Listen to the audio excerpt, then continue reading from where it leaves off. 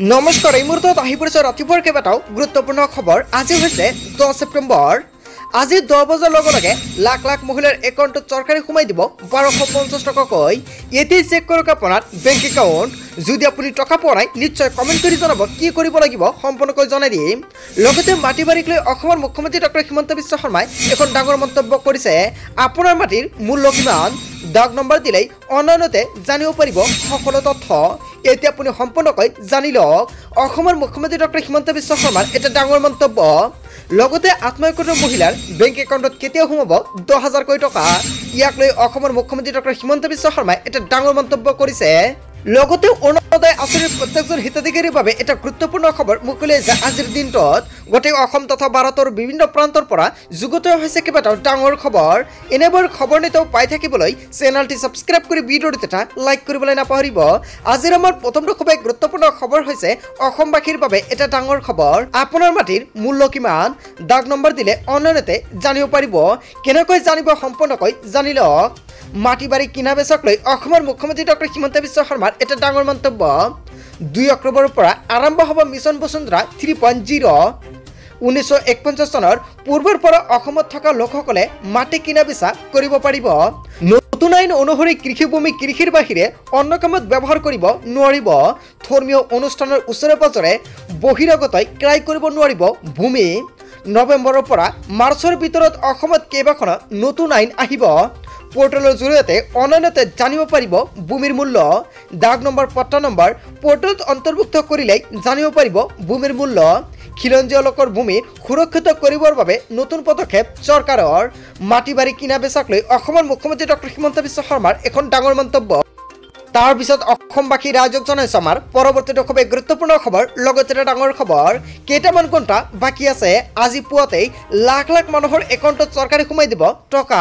অৰুণোদয় আঁচনিৰ প্ৰত্যেকজন হিতাধিকাৰীৰ বাবে এটা ভাল খবৰ। লগতে চৰকাৰে এটা গুৰুত্বপূৰ্ণ পন্থা হাতত লৈছে অৰুণোদয় হিতাধিকাৰীৰ বাবে। মাজত মাত্ৰ কেইটামান ঘণ্টা বাকী আছে। আজি পুৱাই লাখ লাখ লোকৰ একাউণ্টত সোমাব টকা। 10 বজাৰ পৰা 4 বজাৰ ভিতৰতে আপোনাৰ একাউণ্টলৈ সোমাই যাব টকা। আপুনি টকা নাপালে নিশ্চয় কমেণ্ট কৰি জনাব কি কৰিব লাগিব, সম্পূৰ্ণকৈ জনাই দিম। কোনে কোনে লাভ কৰিব এই ধনৰাশি সম্পূৰ্ণকৈ জানি লওক। অৰুণোদয় আঁচনিৰ লাখ লাখ হিতাধিকাৰী একাউণ্টত জমা হ'ব 1250 টকাকৈ। বৃদ্ধ পেঞ্চন আঁচনিৰো ধন হ'ব আপোনাৰ একাউণ্টত। বিধৱা পেঞ্চন আঁচনিৰো ধন জমা হ'ব আপোনাৰ বেংক একাউণ্টত। প্ৰতি মাহৰ 10 তাৰিখে হিতাধিকাৰী একাউণ্টত ধন সোমোৱাটো নিশ্চিত কৰিছে চৰকাৰে। অতি শীঘ্ৰেই চেক কৰক আপোনাৰ একাউণ্ট। যদি আপোনাৰ টকাটো পোৱা নাই নিশ্চয় কমেণ্ট কৰি জনাব, সম্পূৰ্ণকৈ জনাই দিম। তাৰপিছত অসমবাসী ৰাইজক জনাইছো আমাৰ পৰৱৰ্তীটো খুবেই গুৰুত্বপূৰ্ণ খবৰ। লগতে এটা ডাঙৰ খবৰ, 1951 চনত অসমত বসবাস কৰা খিলঞ্জীয়া লোকেহে ক্ৰয় কৰিব পাৰিব মাটি ক্ৰয় বিক্ৰয়ক লৈ অসমৰ মুখ্যমন্ত্ৰী ডক্টৰ হিমন্ত বিশ্ব শৰ্মাৰ এটা ডাঙৰ ঘোষণা। ৰাজ্যত মাটি ক্ৰয় বিক্ৰয়ক লৈ অসমৰ মুখ্যমন্ত্ৰী ডক্টৰ হিমন্ত বিশ্ব শৰ্মাৰ বৃহৎ ঘোষণা। পুৰণা মন্দিৰ, মছজিদ বা গীৰ্জাক লৈ মুখ্যমন্ত্ৰী হিমন্ত বিশ্ব শৰ্মাৰ বৃহৎ মন্তব্য। 5 কিলোমিটাৰ ব্যাসাৰ্ধত অন্য লোকে ক্ৰয় কৰিব নোৱাৰিব মাটি। বৰদোৱা, বৰপেটা, সত্ৰ আৰু মাজুলীতে প্ৰযোজ্য হ'ব এই নিয়ম। ৰাজ্যৰ আন ঐতিহাসিক স্থানৰ মাটি সংৰক্ষণ কৰা হ'ব খিলঞ্জীয়ৰ বাবে। 1951 ঐতিহাসিক স্থানত থকা লোকসকলে ক্ৰয় কৰিব পাৰিব এই মাটিসমূহ। 1951 চনৰ পিছত বসবাস কৰা সকলক কৰা নহয় উচ্ছেদ, আৰু তেওঁলোকে ভৱিষ্যতে মাটি বিক্ৰী কৰিলে কৰিব লাগিব খিলঞ্জীয় লোকক। যিকোনো ধৰ্মৰ লোকৰ বাবে প্ৰযোজ্য হ'ব এই নিয়ম। অসমৰ ৰাজহ আইনত অধ্যায় 12 সংযোজনেৰে ডাঙৰ সিদ্ধান্ত চৰকাৰৰ। ৰাজ্যত মাটি ক্ৰয় বিক্ৰয়ক লৈ অসমৰ মুখ্যমন্ত্ৰী ডক্টৰ হিমন্ত বিশ্ব শৰ্মাৰ বৃহৎ ঘোষণা। বন্ধু বান্ধৱীসকল, মাটি ক্ৰয় বিক্ৰয়ক লৈ অসমৰ মুখ্যমন্ত্ৰী ডক্টৰ হিমন্ত বিশ্ব শৰ্মাই যিটো মন্তব্য কৰিছে আপুনি কি ক'ব? যদি আপোনাৰ কিবা মন্তব্য কৰিব লগা থাকে আপোনালোকৰ মন্তব্যটো নিশ্চয় কমেণ্ট বক্সত জনাব। তাৰপিছত অসমবাসী ৰাইজক জনাইছো আমাৰ পৰৱৰ্তীটো খুবেই গুৰুত্বপূৰ্ণ খবৰ। লগতে এটা ডাঙৰ খবৰ, মুখ্যমন্ত্ৰী এইবাৰ শেষ সময়। ৰাজনৈতিকভাৱে এইবাৰ বিদায় ল'ব লাগিব অসমৰ মুখ্যমন্ত্ৰী ডক্টৰ হিমন্ত বিশ্ব শৰ্মাই। হয় বন্ধু বান্ধৱীসকল, পুনৰ মুখ্যমন্ত্ৰী হিমন্ত বিশ্ব শৰ্মাৰ বিৰুদ্ধে সৰব হৈ পৰিছে সাংসদ ৰকিবুল হুছেইনে। মুখ্যমন্ত্ৰী হিমন্ত বিশ্ব শৰ্মাৰ এইবাৰ শেষ সময়। ৰাজনৈতিকভাৱে এইবাৰ বিদায় ল'ব লাগিব অসমৰ মুখ্যমন্ত্ৰী ডক্টৰ হিমন্ত বিশ্ব শৰ্মাৰ। পুলিচ ব্যৱহাৰ কৰি ক্ষমতাত থাকিব বিচাৰিছে অসমৰ মুখ্যমন্ত্ৰী ডক্টৰ হিমন্ত বিশ্ব শৰ্মাই। আইন শৃংখলা পৰিৱেশ বৰ্তমান বিনষ্ট হৈছে, যাৰ বাবে গৃহ বিভাগৰ দায়িত্ব দিব লাগে বেলেগ এজনক। মূল্যবৃদ্ধি স্মাৰ্ট মিটাৰ প্ৰতি গুৰুত্ব দিবলৈ আহ্বান জনাইছে সাংসদগৰাকী। পুনৰ মুখ্যমন্ত্ৰী হিমন্ত বিশ্ব শৰ্মাৰ বিৰুদ্ধে সৰব হৈ পৰিছে ৰকিবুল হুছেইনে। তাৰ পিছত অসমবাসী ৰাজক জনাইছো আমাৰ পৰৱৰ্তীটো খুবেই গুৰুত্বপূৰ্ণ খবৰ, লগতে ডাঙৰ খবৰ, হাতত মাত্ৰ 6 দিন, এতিয়াই কৰক আধাৰ কাৰ্ড আপডেট। লাখ লাখ আধাৰ কাৰ্ডৰ গৰাকীৰ বাবে এটা জৰুৰী খবৰ। আধাৰ কাৰ্ড আপডেটৰ বাবে আপোনাৰ হাতত মাত্ৰ 6 দিন বাকী আছে। 14 ছেপ্টেম্বৰলৈকে বিনামূল্যে আধাৰ আপডেটৰ সুবিধা লাভ কৰিব আপুনি, আৰু 1 টকাও নিদিয়াকৈ 6 দিনৰ ভিতৰতে কৰিব পাৰিব আধাৰ কাৰ্ড আপডেট। 10 বছৰৰ সম্পূৰ্ণ হোৱাৰ আধাৰ কাৰ্ডৰ আপডেট বাধ্যতামূলক। 10 বছৰ আগতে যদি আপুনি আধাৰ কাৰ্ডটো বনাইছে অতি শীঘ্ৰে আপুনি আপডেট কৰি লওক, নহ'লে আপুনি কৰিব নোৱাৰিব আৰু পিছত কিন্তু 50 টকাকৈ জৰিমনা দিব লাগিব। 14 ছেপ্টেম্বৰলৈকে UIDAই বিনামূলীয়াকৈ আপডেট কৰাৰ সুবিধা দিছে। 14 ছেপ্টেম্বৰ পাৰ হ'লেই আপুনি দিব লাগিব মাচুল, অন্যথা 50 টকা মাচুল ভৰি কৰিব লাগিব আপোনাৰ আধাৰ কাৰ্ড আপডেট। মাই আধাৰ পৰ্টেলত গৈ আপুনি কৰিব পাৰিব বিনামূলীয়াকৈ আধাৰ কাৰ্ড আপডেট। অধিক তথ্যৰ বাবে আপুনি চাব পাৰে uidi.gov.in ৱেবছাইটত। লাখ লাখ আধাৰ কাৰ্ডৰ গৰাকীৰ বাবে এটা জৰুৰী খবৰ।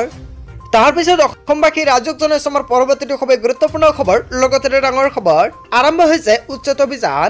200 পৰিয়ালৰ বাসগৃহত চলিব প্ৰশাসনৰ হাতোৰা। বেদখলকাৰীৰ বিৰুদ্ধে একশ্যন মোডত প্ৰশাসন। এটা নহয় দুটা নহয়, প্ৰশাসনে ভাঙিব 200টাকৈ অবৈধ বাসগৃহ। অবৈধ দখলকাৰীৰ বাবে এটা ডাঙৰ খবৰ। যদি আপুনি অবৈধভাৱে দখল কৰিছে মাটি, তেনে ক্ষেত্ৰত আপোনাৰ বাবে এটা গুৰুত্বপূৰ্ণ পন্থা হাতত লৈছে প্ৰশাসনে, কিয়নো অবৈধ দখলকাৰীৰ বিৰুদ্ধে প্ৰশাসনৰ দয়া নাই ক্ষমা নাই নীতি আৰম্ভ কৰিছে আকৌ। সোণাপুৰৰ কচুতলিত প্ৰশাসনৰ বৃহৎ উচ্ছেদ অভিযান। উচ্ছেদস্থলীত কামৰূপ জিলা প্ৰশাসনৰ লগতে বৃহৎ আৰক্ষীৰ দল। চৰকাৰী ভূমিত বেআইনীভাৱে ভূমি দখলৰ বিৰুদ্ধে এই অভিযান চলাইছে আৰক্ষীয়ে। বেদখলকাৰীৰ বিৰুদ্ধে একশ্যন মোডত প্ৰশাসন। তাৰ পিছত অসমবাসী ৰাজক জনাইছো আমাৰ পৰৱৰ্তীটো খুবেই গুৰুত্বপূৰ্ণ খবৰ, লগতে ডাঙৰ খবৰ। বাংলাদেশীৰ নামত অসমৰ মুছলমানকে টাৰ্গেট, গজি উঠিল AIUDF। হয়, আপুনি ঠিকেই শুনিছে, AIUDFৰ তৰফৰ পৰা এটা সংবাদ প্ৰদান কৰা হৈছে। বাংলাদেশীৰ নামত অসমৰ মুছলমানকে টাৰ্গেট কৰিছে চৰকাৰে। মুছলমানৰ বিৰুদ্ধে অমানৱীয় কাম কৰিছে হিমন্ত বিশ্ব শৰ্মাৰ চৰকাৰে। উজনি অসমত বিদেশীৰ নামত মুছলমানক হাৰাশাস্তি কৰা হৈছে। মুছলমানৰ সমস্যাক লৈ নিমাত থাকে কংগ্ৰেছে। মিয়াৰ ওপৰত অত্যাচাৰ হোৱাৰ পিছতো কিয় নিমাত কংগ্ৰেছ চৰকাৰ? বিজেপিৰ সমানে সমানে দায়ী কংগ্ৰেছক। ডিটেনশ্যন কেম্পলৈ প্ৰেৰণ কৰা হৈছে 28জন লোকৰ পক্ষত AIUDF। বিদেশী কষিত লোকৰ ন্যায় বিচাৰি কাষ চাপিব উচ্চতম ন্যায়ালয়ৰ।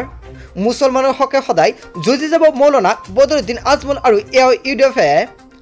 এই মন্তব্য কৰিছে AIUDFৰ বিধায়ক মুজিবুৰ ৰহমান। তাৰপিছত অসমবাসী ৰাজক জনাইছো আমাৰ পৰৱৰ্তীটো খুবেই গুৰুত্বপূৰ্ণ খবৰ, লগতে ডাঙৰ খবৰ। লাখপতি বাইদেউ আঁচনি SSG 10,000 টকাৰ স্কিম। আপুনি আবেদন কৰিছে নেকি? যিসকল ব্যক্তিয়ে লাখপতি বাইদেউৰ 10,000 টকাৰ ফৰ্মটো আবেদন কৰিছে বা আবেদন কৰাৰ সময়ত আপুনি ফৰ্মটোত একেটা ভুল কৰিছে, তেনে ক্ষেত্ৰত আপুনি নাপাব 10,000 টকা। আৰু যদি কোনো ধৰণৰ ভুল কৰা নাই, তেনে ক্ষেত্ৰত আপোনাৰ বাবে এটা ভাল খবৰ। অসম চৰকাৰৰ ঘোষণা অনুযায়ী আত্মসহায়ক গোটৰ মহিলাসকলক আৰ্থিক দিশত সবল কৰাৰ উদ্দেশ্যে প্ৰতিজন মহিলা সদস্যক 10,000কৈ টকা প্ৰদান কৰিব চৰকাৰে। লগতে অসমৰ মাননীয় মুখ্যমন্ত্ৰী ডক্টৰ হিমন্ত বিশ্ব শৰ্মাই এখন মিটিঙত কোৱা অনুযায়ী যিসকল আত্মসহায়ক গোটৰ মহিলাসকলে যোৱা 17 ছেপ্টেম্বৰ তাৰিখে অমৃত বৃক্ষ আন্দোলন আঁচনিৰ গছপুলি ৰোপণ কৰি অফিচিয়েল ৱেবছাইটত চেল্ফি আপলোড কৰিছে, সেইসকল আত্মসহায়ক গোটৰ মহিলাসকলে ডাইৰেক্ট বেংক একাউণ্টত 10,000কৈ টকা পোৱা আঁচনিত অন্তৰ্ভুক্ত হৈ পৰিছে। আৰু সেইসকল মহিলাক অসম চৰকাৰে ফৰ্ম প্ৰদান কৰি ইতিমধ্যে জমা ল'লে, আৰু এতিয়া গোটৰ মহিলাৰ ফৰ্মসমূহ পৰীক্ষা কৰি আছে চৰকাৰে। কেৱল এটাই চাব সন্তান কিমানজন দিছে আপুনি।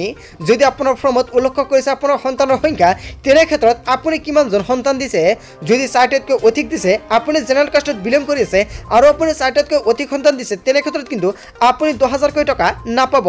আৰু যদি SC ST মৰাণ মটক ট্ৰিটেবল আদিত আপুনি বাস কৰে, তেনে ক্ষেত্ৰত আপুনি 4টাতকৈ অধিক সন্তান দিছে, তেনে ক্ষেত্ৰত কিন্তু 10,000 টকা নাপাব। আৰু যদি আপুনি 4টাতকৈ তলত বা 4টা সন্তান দিছে, তেনে ক্ষেত্ৰত 10,000কৈ টকা লাভ কৰিব। আৰু যিসকল ব্যক্তিয়ে জেনেৰেল কাষ্টত বিলং কৰি আছে আৰু যদি 3টাতকৈ অধিক সন্তান দিছে, আপুনি 10,000 টকা নাপাব। আৰু সেইটো চাই একাউণ্টত সোমাই দিব 10,000কৈ টকা। যিসকলে এই 10,000 টকাৰে ভাল ব্যৱসায় কৰিব, তেওঁলোকক আকৌ 25,000 টকা দিব অসম চৰকাৰে।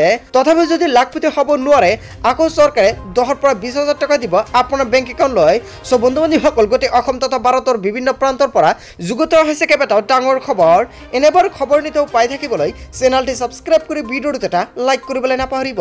চ' থেংক ইউ ফৰ ৱাচিং ফুল ভিডিঅ'।